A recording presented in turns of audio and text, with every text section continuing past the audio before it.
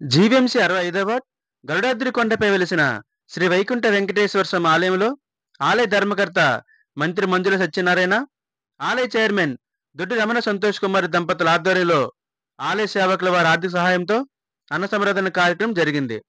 ఈ సందర్భంగా వారు మాట్లాడుతూ ప్రధాన అర్చకులు సామర్థ్య శ్రీనివాసాచార్యులు స్వామివారి ప్రత్యేక అలంకరణ చేసి అభిషేకాలు నిర్వహించారని, వాంబే కాలనీలో ఉన్న వెంకటేశ్వర స్వామి ఆలయం ఉత్తర ద్వారంలో వెలిసి ఉండడం భక్తుల అదృష్టమని అన్నారు.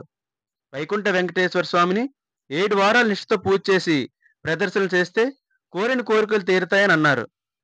అలాగే ఇటీవల కురిసిన వర్షాలకి ఆలయ రిటైనింగ్ వాల్, వంటశాల, స్వామివారి ధూప నైవేద్యశాల, భోజనశాల కూలిపోవడం జరిగిందని, పునర్నిర్మాణం కొరకు విరాళాలు ఇచ్చే దాతలు ఆలయ కమిటీ వారిని సంప్రదించాలని కోరారు.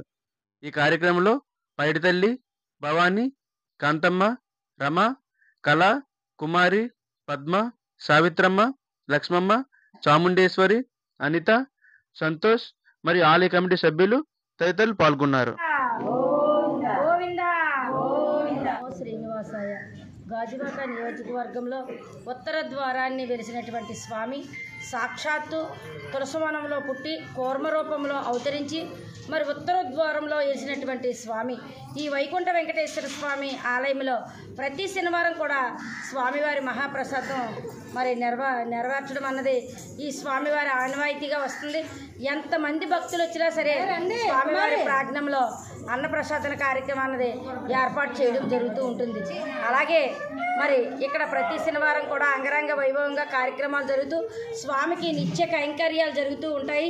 మరి ఏంటంటే మొన్న జరిగిన వర్షానికి మరి కొండవాలు ప్రాంతం అవ్వడం మరి 16 మీటర్ల మరి గోడ నిలువున కూలిపోవడం జరిగింది. మరి దీని మీద ఏదైతే ప్రజాప్రతినిధులు అలాగే ఏదైతే అధికారులు మరి అలాగే యంత్రాంగం అంతా కూడా వచ్చి చూడడం కూడా జరిగింది మనసులో పెట్టుకొని. అలాగే ఆ యొక్క కొండవాలు ఆ గోడ అనేది మళ్ళీ నిర్మిస్తారని ప్రభుత్వం మరి మేము కోరుకుంటున్నాం. అలాగే భక్తులు కూడా చాలా ఆందోళన చెందుతున్నారు. మరి స్వామివారి గోడ పడిపోవడం అన్నది అంత మంచిది కాదు. మరి ఈ గోడని వెంటనే నిర్మాణం చేపట్టాలి, అధికారులు వెంటనే స్పందించాలని వచ్చిన భక్తులు కూడా మరి అందరూ కూడా మొరపెట్టుకుంటున్నారు.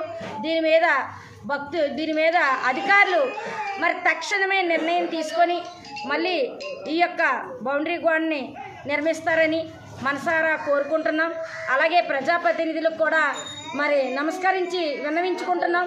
దయచేసి స్వామిని ఏడుకొండల వెంకటేశ్వర స్వామిని మనసులో ఉంచుకొని ఆ యొక్క గోడను మళ్ళీ నిర్మాణం చేస్తారని మరి అడుగుతున్నాం. మా భక్తులందరూ కూడా మేము కూడా మరి 2 చేతులు జోడించి నమస్కారం తెలుసుకుంటూ అయ్యా స్వామివారి బౌండరీ కూడా కూలిపోవడం జరిగింది.